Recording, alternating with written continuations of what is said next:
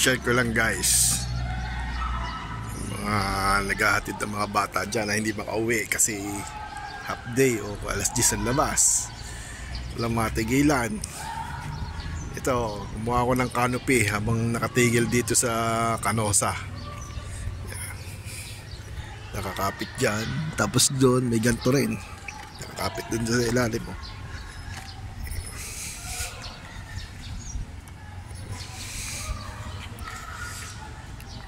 Kulang na lang ng pabigat dito.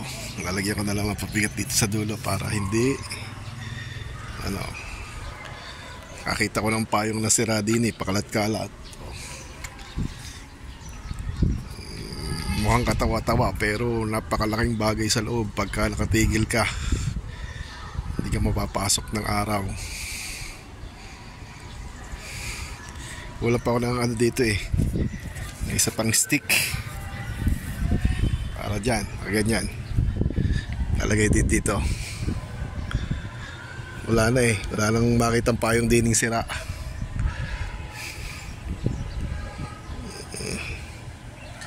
Prototype, papagawa yung matigas-tigas na tela.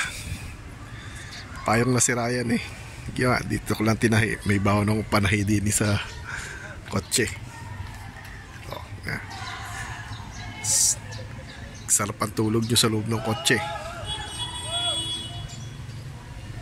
hindi kayo mapapasok ng araw.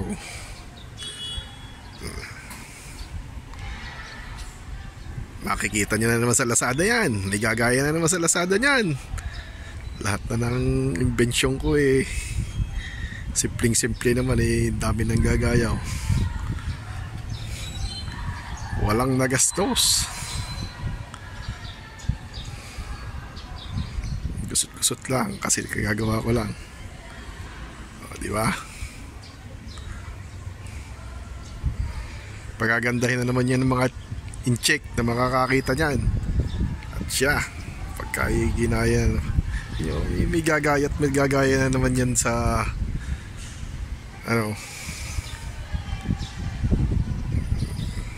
gagayahin na naman yan.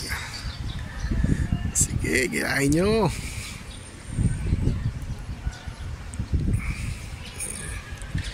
Diba? Sumusunod sa hangin, hindi nakagasgas ng kotse.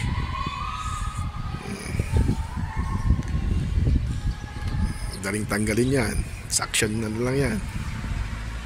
Diba? Japorms. Pagka nasa tabing dagat ka, wala kang masilungan, may iniintay kayong pasahero, imbis na nakasarado ang pinto, wala kayong matulugan, yan, di ganyan. Habang iniintay nyo yung mga bossing nyo. Bossing ko, anak ko yan siya, kayahin nyo na.